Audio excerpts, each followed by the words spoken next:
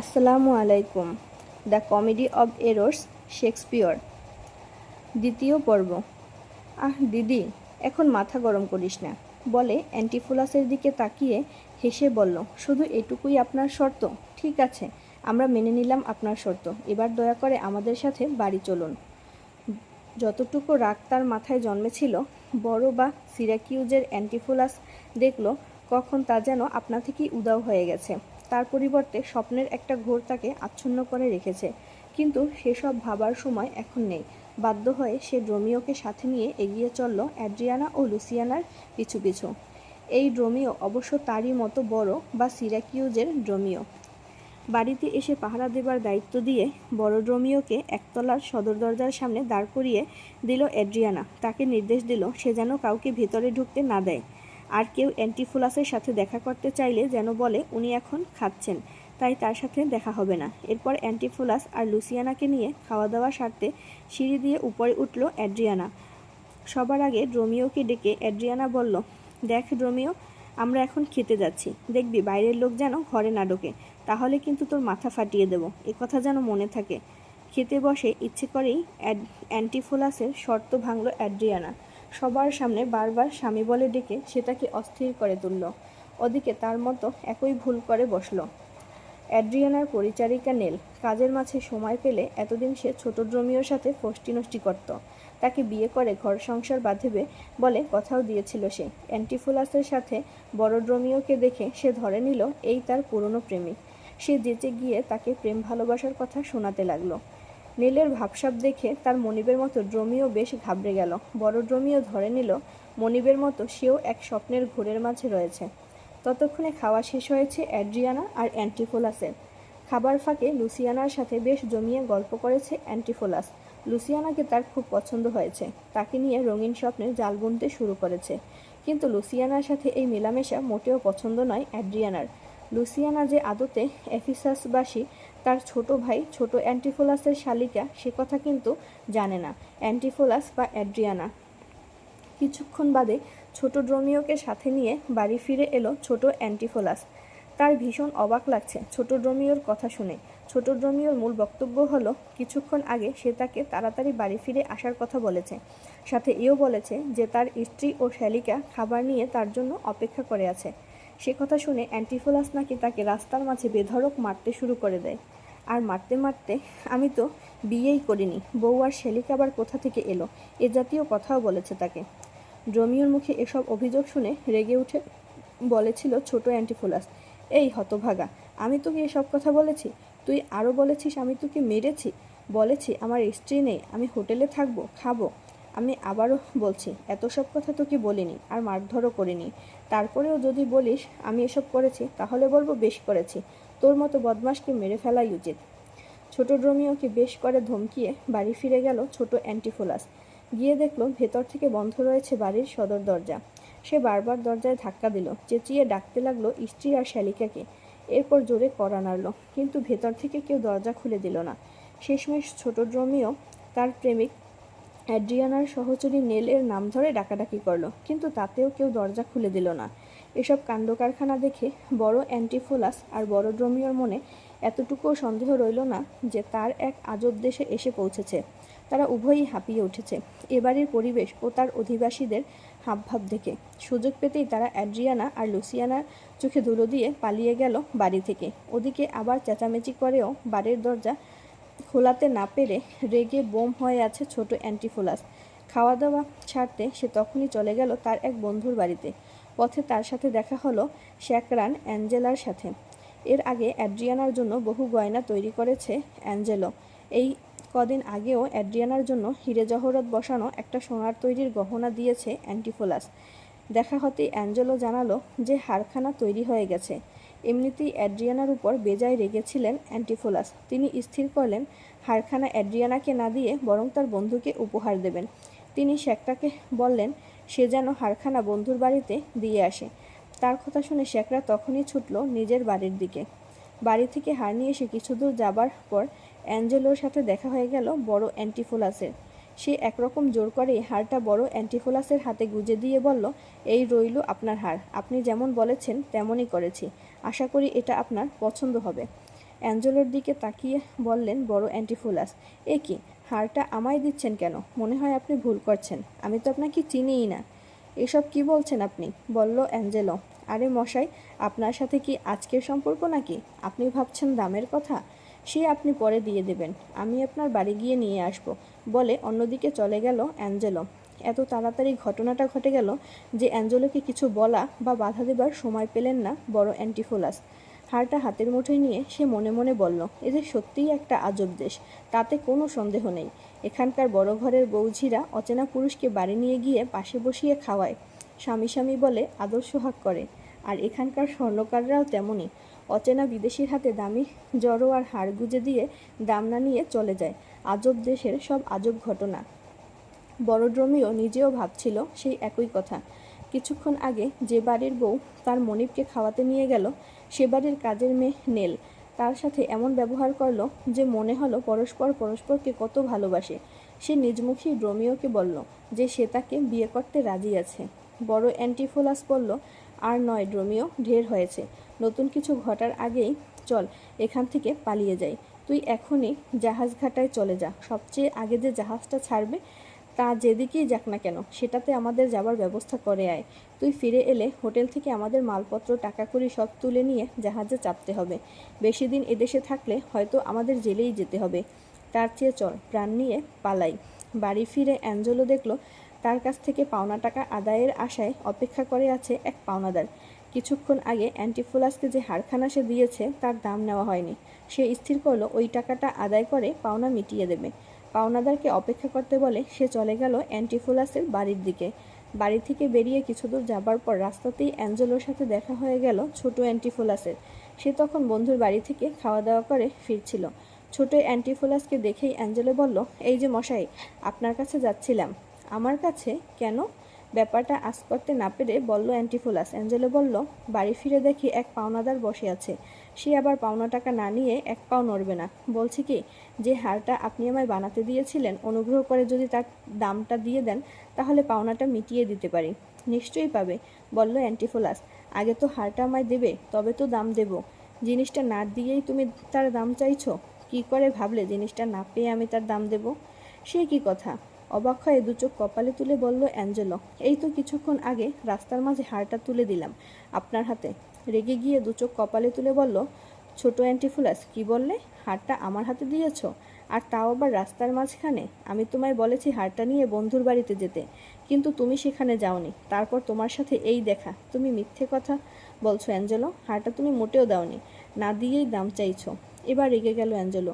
ছোট অ্যান্টিফোলাসকে ধমকে উঠে বলল, কি বললেন? আমি মিছে কথা বলছি? আপনার মতো একজন ধনী লোক যে মিছে কথা বলে এভাবে গয়নাটা হাতিয়ে নেবেন তা আমার জানা ছিল না। জানলে কাজের আগেই পুরো দামটা আগাম নিয়ে নিতাম। ধমকে উঠে বলল ছোট অ্যান্টিফোলাস। মুখ সামলে কথা বলবে অ্যাঞ্জেলো। রাস্তার মাঝে যাতা বলে অপমান করার ফল কিন্তু হাড়ে হাড়ে টের পাবে। আপনি থামুন মশাই, পাল্টা ধমক দিল অ্যাঞ্জেলো। আপনার মতো চোরকে আমি থোড়াই কেয়ার করি। এখনও বলছি, হারের দামটা মিটিয়ে দিন, নইলে ঘোল খাইয়ে ছাড়বো আপনাকে।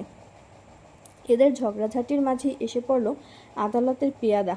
তাকে দেখেই ছোট অ্যান্টিফোলাসকে ইশারায় দেখিয়ে অ্যাঞ্জেলো বলল, এর ফরমায়েশ মতো আমি একটা হার তৈরি করে কিছুক্ষণ আগেই এর হাতে দিয়েছি, কিন্তু ও তার দাম দিতে চাইছে না। তুমিও কি গ্রেপ্তার করে ডিউকের আদালতে নিয়ে যাও। খানিক বাদে আমিও যাচ্ছি সেখানে। সে সময় অভিযোগকারীর কাছ থেকে নির্দিষ্ট সরকারি দক্ষিণা নিয়ে যে কোনো লোককে গ্রেপ্তার করতে পারত আদালতের পেয়াদা। অ্যাঞ্জেলোর কাছ থেকে যথোচিত দক্ষিণা নিয়ে সে সাথে সাথে গ্রেপ্তার করলো ছোট অ্যান্টিফোলাসকে। ছোট অ্যান্টিফোলাস দেখল পরিস্থিতি মোটেও তার অনুকূল নয়। কাজের মানুষ হিসেবে যদিও সে ডিউকের কাছে লোক, কিন্তু আসামি হিসেবে আদালতে হাজির হলে ডিউকের সাথে তার সে সম্পর্ক থাকবে না। তাছাড়া অ্যাঞ্জেলোর অভিযোগ প্রমাণিত হলে তার মান সম্মান, প্রতিপত্তি, এমনকি পদস্থ সেনানির চাকরিটাও হয়তো তাকে খোয়াতে হবে। এতক্ষণ ধরে অবাক হয়ে তার মনিবের সাথে অ্যাঞ্জেলোর কথা কাটাকাটি শুনছিল ছোট ড্রোমিও। এবার অ্যান্টিফোলাস তাকে বলল সে যেন অ্যাড্রিয়ানার কাছ থেকে স্বর্ণকার অ্যাঞ্জেলোর পাওনা টাকাটা নিয়ে আসে। সাথে সাথে মনিবের বাড়িতে ছুটে গেল ছোট ড্রোমিও। গিন্নিমা অ্যাড্রিয়ানাকে সব কথা বলতেই সে তাড়াতাড়ি সিন্দুক খুলে টাকাটা বের করে দিয়ে দিল ছোট ড্রোমিওর হাতে। টাকাটা নিয়ে বেরিয়ে গেল ছোট ড্রোমিও। কিছু দূর যেতেই তার সাথে দেখা হলো বড় অ্যান্টিফোলাসের। ছোট রোমিও কিছুতেই বুঝতে পারল না টাকা ছাড়া কিভাবে তার মনিব খালাস পেলেন।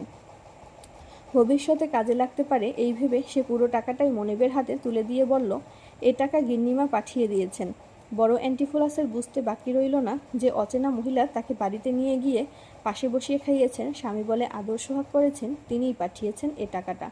সে একবার ভাবল টাকাটা মহিলাকে ফিরিয়ে দেবে, কিন্তু পরক্ষণেই মনে হলো টাকাটা ফেরত দিতে গিয়ে যদি আবার কোনো ঝামেলা বেঁধে যায়।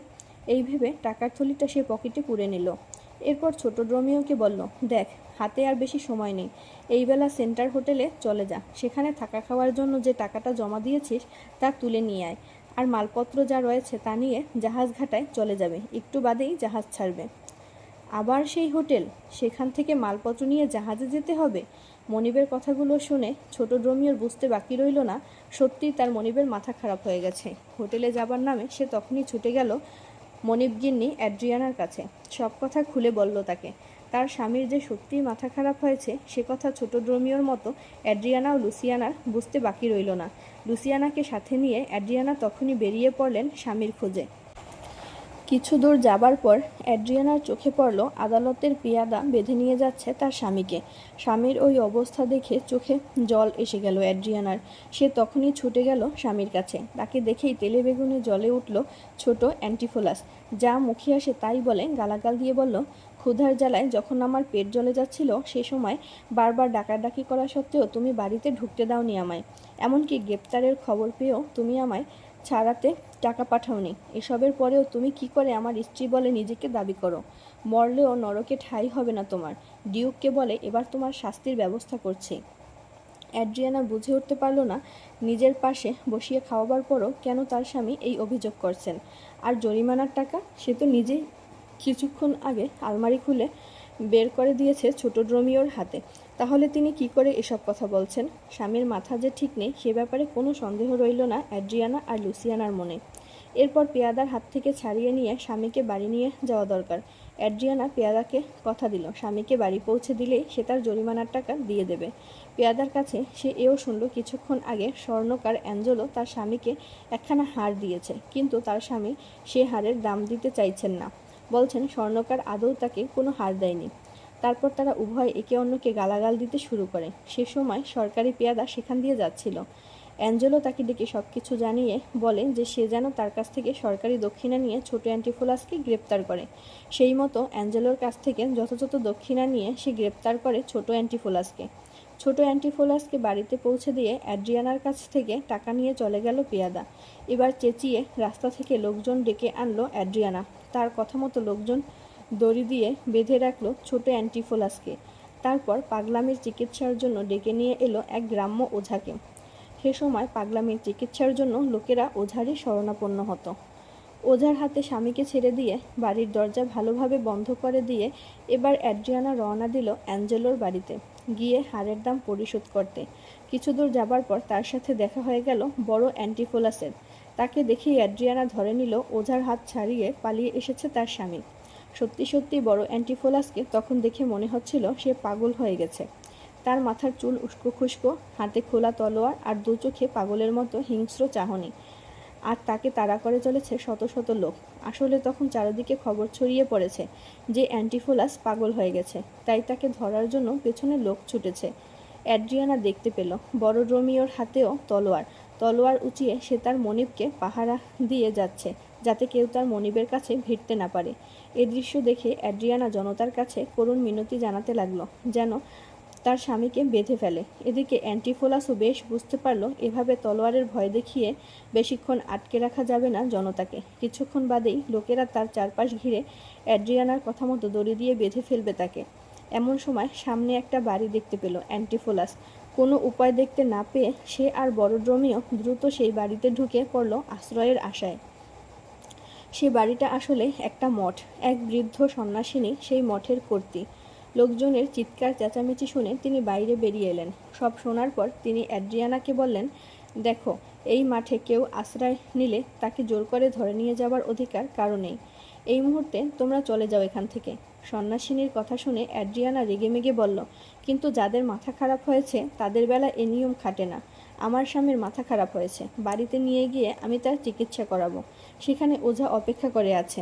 মঠের কর্তৃ কিন্তু মানতে চাইলেন না অ্যাড্রিয়ানার কথা। তার স্থির বিশ্বাস, আশ্রয়ের জন্য যারা মাঠে ঢুকেছে তাদের কেউ পাগল নয়। মেয়েটি বলছে বটে তার স্বামীর মাথা খারাপ হয়ে গেছে, কিন্তু কোথায় যেন একটা ভুল হচ্ছে বলে মনে করছেন সন্ন্যাসিনী। তাই তিনি কিছুতেই রাজি হলেন না অ্যাড্রিয়ানার হাতে বড় অ্যান্টিফোলাসকে তুলে দিতে। এদিকে সন্দেহ হয়ে আসছে, বৃদ্ধ সওদাগর ইজিয়নকে তার জরিমানার টাকা জমা দেওয়ার যে সময় দিয়েছিলেন ডিউক, তার মেয়াদও ফুরিয়ে আসছে। সূর্য ডোবার আগে টাকা দিতে না পারলে প্রাণদণ্ড হবে ইজিয়নের।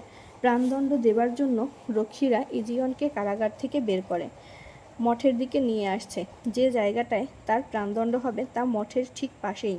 প্রাণদণ্ড দেবার জন্য ইজিয়নকে নিয়ে চলেছে জল্লাদ, আর তার পেছনে পেছনে ডিউক চলেছেন একদল প্রহরী আর কর্মচারী নিয়ে। সে সময় মঠ থেকে বেরিয়ে এলো অ্যাড্রিয়ানা। মঠের কর্তৃ তার পাগল স্বামীকে আটকে রেখেছেন বলে সে অভিযোগ জানালো ডিউকের কাছে। ডিউক খুব দুঃখ পেলেন অ্যাড্রিয়ানার কথা শুনে, কারণ তার স্বামী অ্যান্টিফোলাস সেনাদলের এক পদস্থ সেনানী, রাজসভার নিয়মিত সভাসদ। একদিন তিনি নিজেই অ্যান্টিফোলাসের সাথে অ্যাড্রিয়ানার বিয়ে দিয়েছিলেন। তিনি মঠের কর্তৃকে ডেকে বললেন, অ্যান্টিফোলাস নামে যে ব্যক্তিটি আপনার মঠে আশ্রয় নিয়েছে তাকে ডেকে আনুন। ডিউকের হুকুম শুনে মঠের কর্তৃ ভেতরে গেলেন তার আশ্রিতদের আনতে। ঠিক সে সময় ছোট ড্রোমিওকে সাথে নিয়ে ছোট অ্যান্টিফোলাসও হাজির হলেন সেখানে। ওঝার হাত থেকে কোনো মতে নিজেকে ছাড়িয়ে নিয়ে অ্যাড্রিয়ানার সাথে একটা ফয়সালা করতে এসেছেন তিনি। তারা আসার সাথে সাথেই বড় অ্যান্টিফোলাস আর বড় ড্রোমিওকে নিয়ে বাইরে এলেন মঠের কর্তৃ। এবার সবাই নিশাচুপ। অবাক হয়ে অ্যাড্রিয়ানা দেখল তার সামনে পাশাপাশি দাঁড়িয়ে আছে দুজন স্বামী। বড় ও ছোট ড্রোমিও আশ্চর্য হয়ে দেখল তাদের দুজন মনিবী হুবহু একরকম দেখতে। বড় ও ছোট অ্যান্টিফোলাসও দেখলেন তাদের দুজন চাকরের মাঝে এক আশ্চর্য মিল। আর ইজিয়ান যেন নিজের চোখকেই বিশ্বাস করতে পারল না যে সত্যিই তার সামনে দাঁড়িয়ে আছে দুই হারানো ছেলে আর দুই পালিত পুত্র। সে ডেকে উঠল তার দুই ছেলেকে। ডাক শুনে ঘাড় ঘোরালো বড় ও ছোট অ্যান্টিফোলাস। বন্দি অবস্থায় বাবাকে দেখে অবাক হয়ে গেল তারা। ছোট অ্যান্টিফোলাসকে ডেকে নিজের পরিচয় দিল ইজিয়ান। এতদিন পর হারানো বাবাকে পেয়ে বেজায় খুশি হলো ছোট অ্যান্টিফোলাস। এবার চমকে উঠলেন মাঠের কর্তৃ। তিনি স্বপ্নেও ভাবেননি এতদিন বাদে আবার ফিরে পাবেন স্বামী ইজিয়নকে। আর শুধু স্বামী নয়, দুই হারানো ছেলে আর দুই পালিত পুত্রকেও ফিরে পেলেন ইজিয়নের স্ত্রী এমিলিয়া। এমন আনন্দের দিনে ডিউক খুশি হয়ে প্রাণদণ্ড মকুব করে মুক্তি দিলেন ইজিয়নকে। স্বামীর সাথে ভুল বোঝাবুঝি মিটে গেল অ্যাড্রিয়ানার। ডিউকের সামনে অ্যাড্রিয়ানা প্রতিশ্রুতি দিলেন তিনি তার বোন লুসিয়ানার বিয়ে দেবেন ভাসুর বড় অ্যান্টিফোলাসের সাথে।